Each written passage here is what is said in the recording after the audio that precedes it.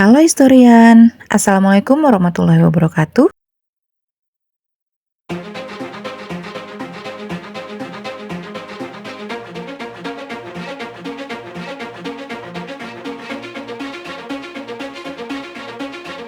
Mulai, saya mau ngucapin selamat Hari Ibu buat seluruh perempuan Indonesia.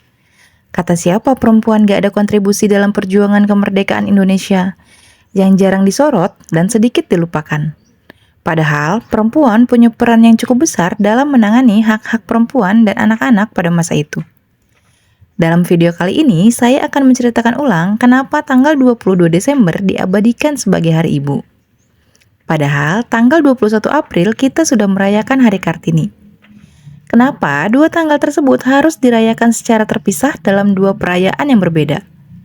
Untuk tahu jawabannya, yuk kita simak videonya sampai selesai.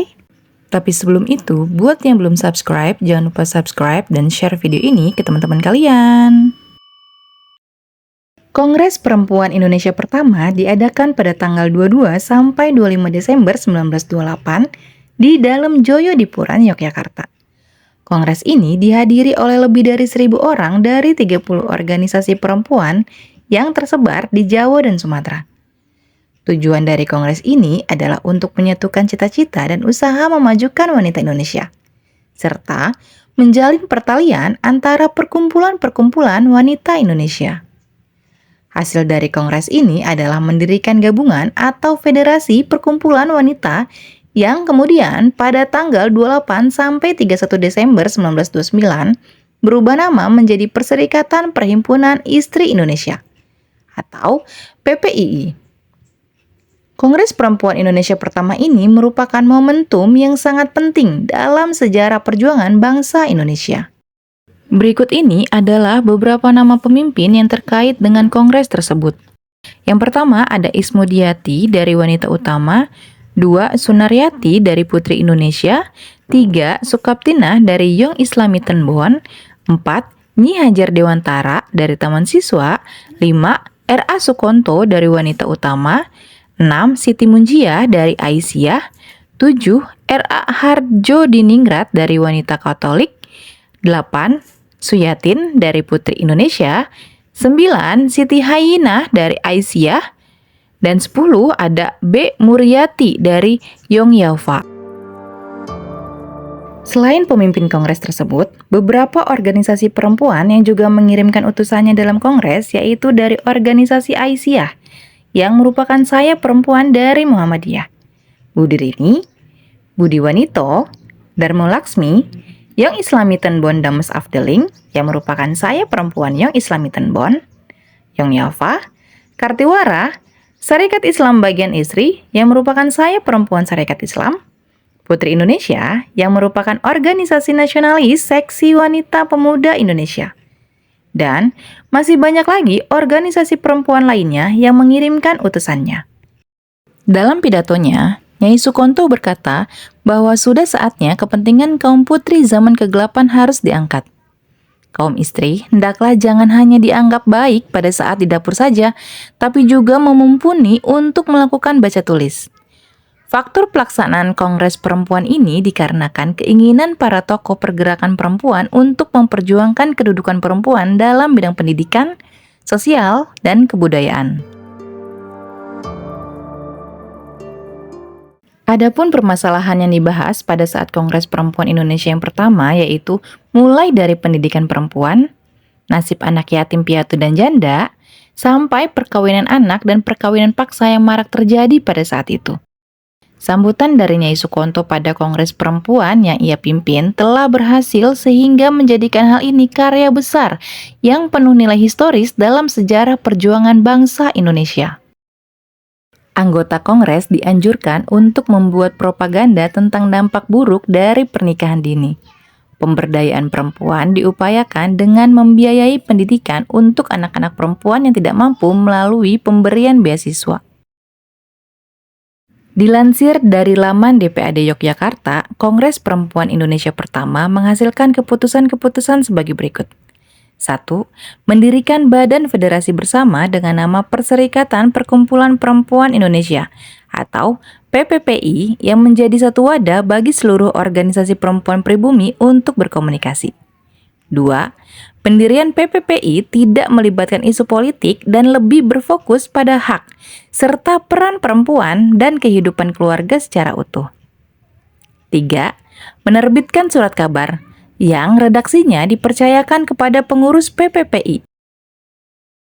Anggota-anggota redaksi terdiri dari Nyi Hajar Dewantoro, Nona Hajinah, Nyai Alisa Suramijoyo, Nona Ismudiati, Nona Budiah, dan Nona Sunaryati atau Nyi Sunaryati Sukemi. 4. Mendirikan studi funds atau dana studi yang akan menolong gadis-gadis yang tidak mampu. 5. Memperkuat pendidikan kepanduan putri. 6. Mencegah perkawinan anak. 7. Mengadakan kursus-kursus bidang kesehatan. 8. Mengirimkan mosi kepada pemerintah agar secepatnya diadakan funds bagi janda dan anak-anak, tunjangan bersifat pensiun jangan dicabut, dan sekolah-sekolah putri diperbanyak. 9. Mengirimkan mosi kepada Rat Agama agar tiap talak dikuatkan secara tertulis sesuai dengan peraturan agama. Sementara kepada pemerintah Hindia Belanda dikirimkan 3 mosi, antara lain 1. Penambahan sekolah-sekolah untuk anak-anak perempuan. 2. Supaya pada pernikahan pemberian keterangan tentang taklik atau janji dan syarat-syarat perceraian diwajibkan. Dan yang ketiga, diadakan peraturan sokongan untuk janda-janda dan anak-anak piatu pegawai negeri.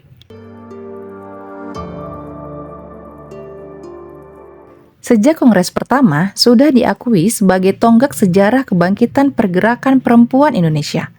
Sehingga pada Kongres Perempuan Indonesia ketiga di Bandung pada tahun 1938, ditetapkanlah tanggal 22 Desember sebagai Hari Ibu melalui Peraturan Presiden Nomor 316 Tahun 1959.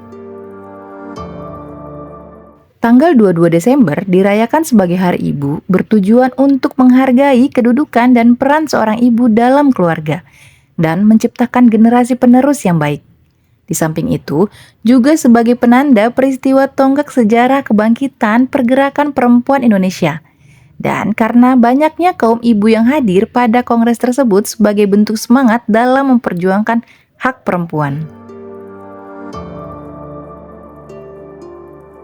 Perserikatan Perkumpulan Perempuan Indonesia atau PPPI yang didirikan pada tanggal 25 Desember 1928 juga memiliki tugas-tugas, antara lain sebagai berikut.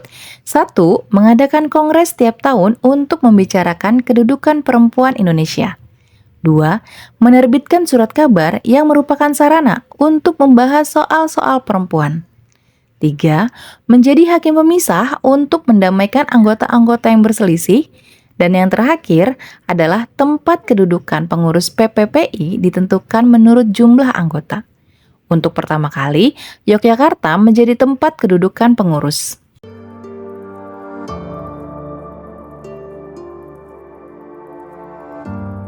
Lalu, kenapa Hari Ibu tidak diperingati pada tanggal 21 April? Padahal keduanya sama-sama memperjuangkan hak perempuan. Tanggal 21 April 1879 merupakan hari lahir Raden Ajeng Kartini. Dasar penetapan 21 April sebagai Hari Kartini adalah karena orang yang lahir pada tanggal tersebut, yaitu Kartini, sudah memiliki pemikiran visioner tentang nasib perempuan Indonesia. Kartini tertarik pada kemajuan berpikir para perempuan Eropa. Ia memiliki keinginan untuk memajukan perempuan pribumi yang memiliki status sosial rendah. Salah satunya karena pendidikan terbatas. Dalam Tirto.id menyebutkan bahwa surat-surat Kartini yang ditujukan kepada Nyai Eben Deden sebagian besar berisi kritik dan solusi seorang perempuan untuk kemajuan negaranya.